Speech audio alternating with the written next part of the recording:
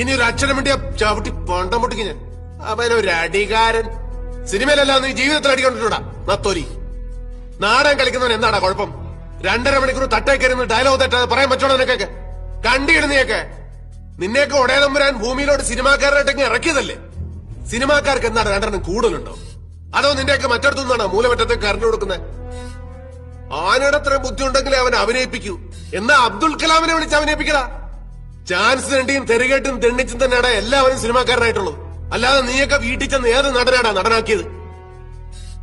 തിന്ന് എല്ലിന്റെ ഇടക്കറിയപ്പോ നിനക്കൊക്കെ ചാൻസ് വെച്ച് വരുന്നവരോടൊരു പോയി ഞാൻ ഈ ഊത്തവരിലേക്ക് ഞാൻ എന്റെ പൂഞ്ഞാണി വല്ല ചെയ്തത്.